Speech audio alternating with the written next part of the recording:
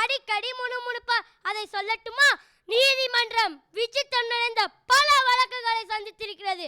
புதுமையான மனிதர்களை கண்டிருக்கிறது. ஆனால் இந்த வழக்கு விசித்திரமானதும் அல்ல, வழக்காடும் நானும் புதுமையான மனிதனும் அல்ல. வாழ்க்கை பாதையிலே சர்வசாதாரணமாக தென்படக்கூடிய ஜீவன் தான் நான். கோவிலிலே குழப்பம் விளைவித்தேன், பூசாரியை தாக்கினேன், குற்றம் சாட்டப்பட்டிருக்கிறேன். இப்படியெல்லாம் நீங்கள் எதிர்பார்ப்பீர்கள் நான் இதையெல்லாம் மறக்க போகிறேன் என்று. இல்லை, நிச்சயமாக இல்லை. கோவிலிலே குழப்பம் விளைவித்தேன்.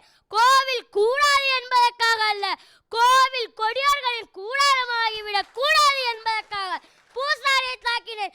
அவன் பக்தன் என்பதற்காக அல்ல, பக்தி பகல் வேஷமாகிவிடக் கூடாது என்பதற்காக. உனக்கு ஏன் இவ்வளவு அக்கறை? உலகத்தில் யாருக்கும் இல்லாத அக்கறை என்று கேட்பீர்கள். நானே பாதிக்கப்பட்டேன், நேரடியாக பாதிக்கப்பட்டேன். இப்படியே போய் கொண்டிருக்கும் இந்த பல வசனம் மட்டுமல்ல, இன்னும் சில வசனங்கள் இருக்கிறதே. சொல்றேனே, தென்றலை தீண்டியதில்லை, ஆனால் தீயை தாண்டி இருக்கிறேன். உண்மையை மறைக்க முனைவது விதையை பூமிக்குள் மறைப்பது போலத்தான். நான் நீ என்று சொல்லும் போது உதடுகள் ஒட்டாது, நாம் என்று சொல்லும் போதுதான் உதடுகள் ஒட்டும். என்னை கடலிலே தூக்கி எறிந்தாலும் கட்டுமரமாய் மிதப்பேன். இதையெல்லாம் அவர் மறைந்தாலும் மறையாத எழுத்துக்கள் தானே. வால் முனையை விட பேனா முனையை சிறந்த சொன்ன கலைஞரை வணங்கி விடைபெறுகிறேன். நன்றி. அனைவருக்கும் வணக்கம். நான் இன்று கலைஞர் ஐயாவை பற்றி எனக்கு தெரிந்த சில கருத்துக்களை கூற வந்துள்ளேன்.